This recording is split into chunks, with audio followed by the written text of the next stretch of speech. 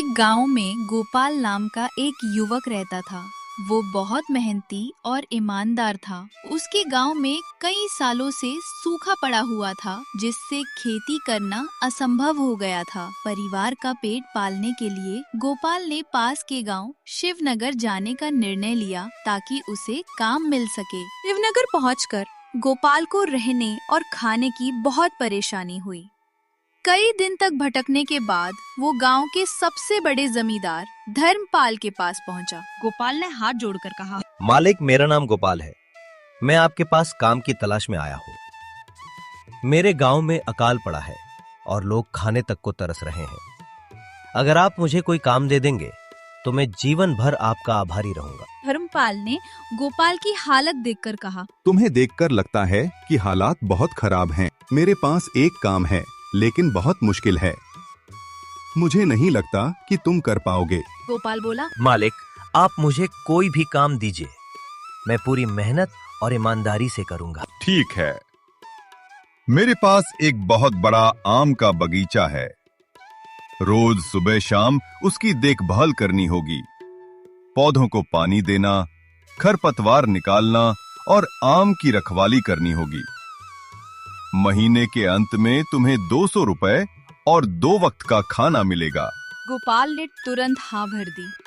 उसने वहीं बगीचे के पास रहना शुरू किया और पूरी मेहनत से पेड़ों की देखभाल करने लगा। कुछ महीनों में धर्मपाल उसकी मेहनत देखकर बहुत खुश हुआ।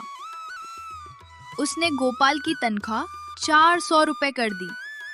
धीरे धीरे गोपाल ने कुछ पैसे जमा किए और अपने लिए एक छोटा सा घर बना लिया। कई साल बीत गए। एक दिन गोपाल ने धर्मपाल से कहा, मालिक, मैंने बड़ी मेहनत से कुछ पैसे जमा किए हैं, लेकिन आजकल गांव में चोरी की घटनाएं बढ़ रही हैं। मुझे डर है कि कहीं मेरे पैसे चोरी ना हो जाए। तुम्हारी बात सही है। अगर सचमुच सुरक्षित जगह चाहिए तो अपने पैसे गांव के जमींदार विजय राज के पास रख दो। वो बहुत ईमानदार माने जाते हैं और उनके घर पर पहरेदार भी हैं। गोपाल ने धर्मपाल की सलाह मानकर अपने 5,800 रुपए विजयराज को सौंप दिए। 2 साल बाद गोपाल ने सोचा कि अब अपने पैसे वापस लेकर खेती के लिए जमीन खरीदनी चाहिए। वो विजयराज के पास पहुंचा और अपने रुपए मांगे, लेकिन विजयराज ने उसे पहचानने से इनकार कर दिया और कहा, मेरे पास सबके लेन देन के कागज रहते हैं। तुम्हारे पास कोई सबूत है?